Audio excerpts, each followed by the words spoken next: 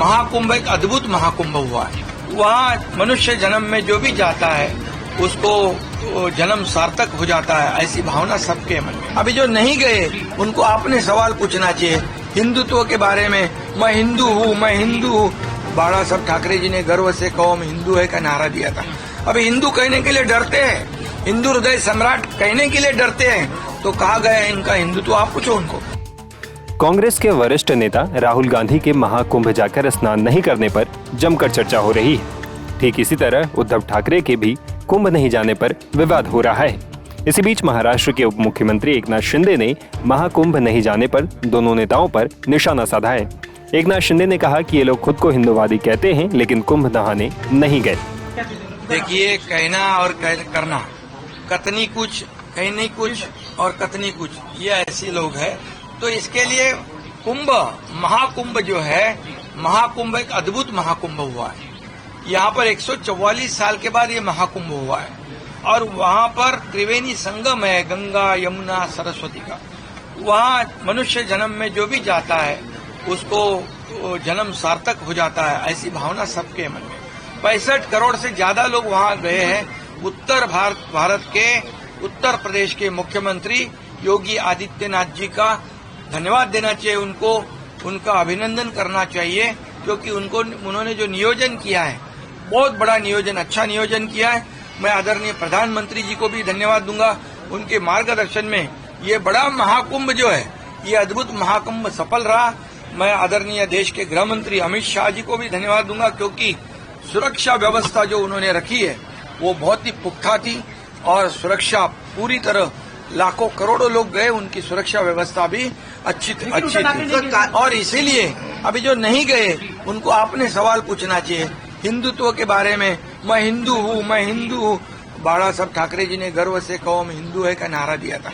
अभी हिंदू कहने के लिए डरते हैं, हिंदू हृदय सम्राट कहने के लिए डरते हैं, तो कहा गया है इनका हिंदुत्व, आप पूछो उनको।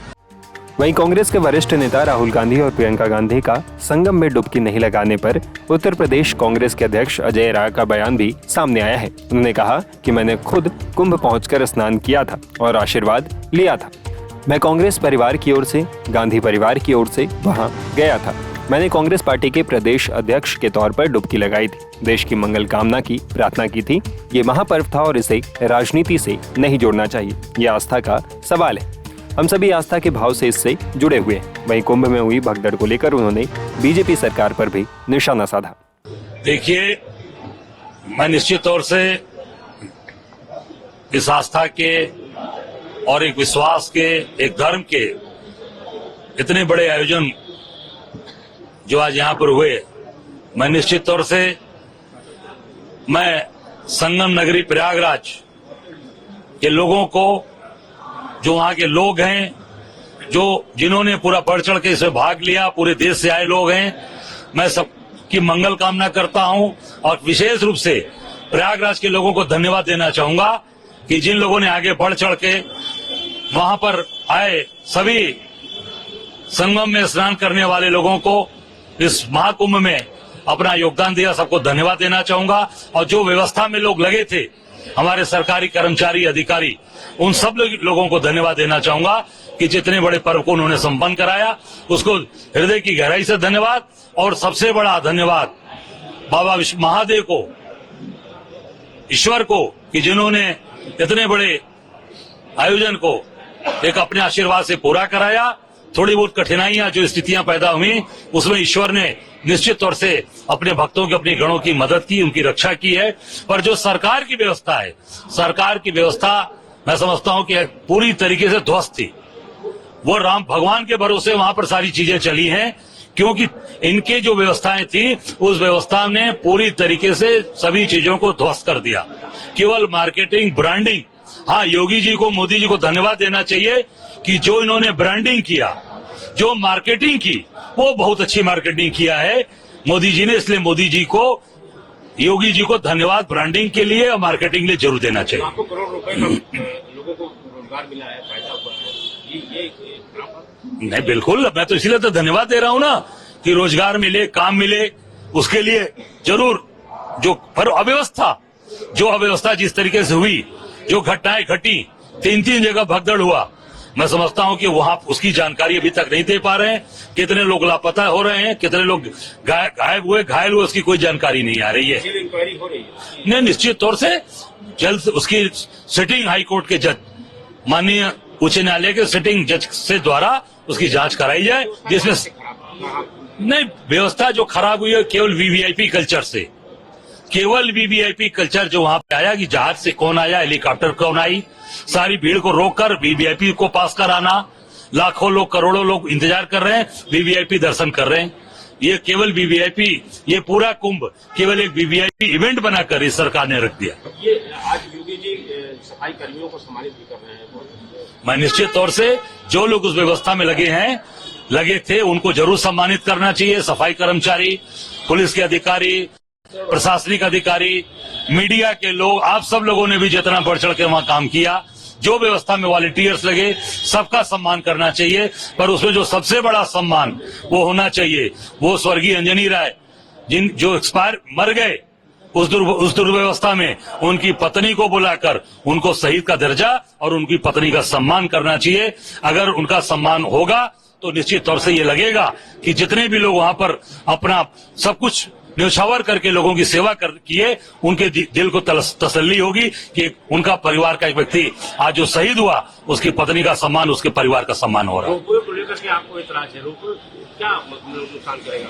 नहीं, रोपवे को इतराज ये है कि मैं प्रोजेक्ट है पीएम का। हाँ, ड्रीम प्रोजेक्ट है। मैं इसीलिए कहा था ये ड्रीम उनका प्रोजेक्ट है, सपने वाला प्रोजेक्ट है। पर वो सपने का प्रोजेक्ट आज कितने साल हो गए? 24 में वो कितने में उन्होंने किया था? 3 ट्रायल चल रहा है। पर माननीय सर्वोच्च न्यायालय ने स्टे भी लगा दिया। माननीय सर्वोच्च न्यायालय ने स्टे क्यों लगा दिया? अगर मोदी जी का ड्रीम खराब हो रहा है, उनका सपना भंग कर दिया यहाँ के प्रशासन ने, इसका मतलब कि पूरी तरीके से कोई तैयारी नहीं थी।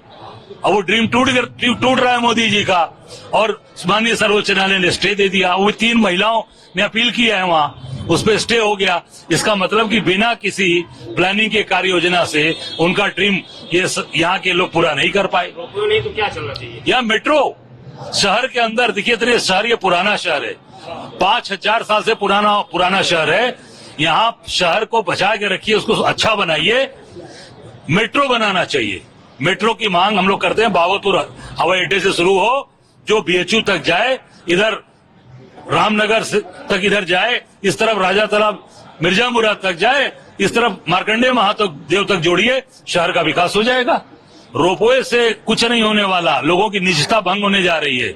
घर में सो रहे हैं लोग, घर के अंदर बैठे हैं, पति पत्नी बैठे हैं, माँ बाप बैठे हैं, भाई बहन बैठे हैं, पूरे घर की निजता इस रोपवे से भंग हो रही है। और पूरी तरीके से यहाँ का व्यापारी, यहाँ का आम आदमी इस रोपवे की योजना से परेशान है। मैंने 3 साल पहले कहा था कि रोपवे की जरूरत नहीं है बनारस में। उस तरह से चीजें ध्वस्त हो रही हैं। महाशिवरात्रि पर 11 लाख के आसपास लोगों ने दर्शन किए। नहीं, निश्चित तौर से बाबा के दरबार में प्रत्येक वर्ष लाखों लाख की संख्या लोगों की आती है और वहां बाबा का दर्शन करते हैं। पर मैं कल गया था, यहाँ की व्यवस्था भी उसी तरीके से थी। भीड़ पूरी लाइन लगा खड़ी है और लोग इंतजार कर रहे हैं और कोई अव्यवस्था है। और सबसे बड़ी दुर्भाग्य की बात है कि जिस दिन बाबा का विवाह हो रहा है, उस दिन शिव बारात न निकल के 26 तारीख को शिवरात्रि या 27 तारीख को निकलेगी। जब काशी के लोगों ने जन दबाव बना, हम सब लोग उसमें शामिल हुए काशी के लोगों के साथ, तो वो मंत्री एक आगे आकर कह रहे हैं 27 को नहीं, अब 26 को होगी और छोटे में होगी। तो पहले क्यों नहीं कहा भाई कि छोटे में होगी पर 26 को होगी? जब बाबा का विवाह हो जाएगा तब बारात लगेगी। ये कौन सी प्रथा लागू करने वाले हैं? मोदी जी के रहते ये प्रथा बदली जा रही थी। काशी वासियों को मैं धन्यवाद दूंगा कि काशी वासियों के दबाव के आगे सरकार को घुटने के बल बैठना पड़ा।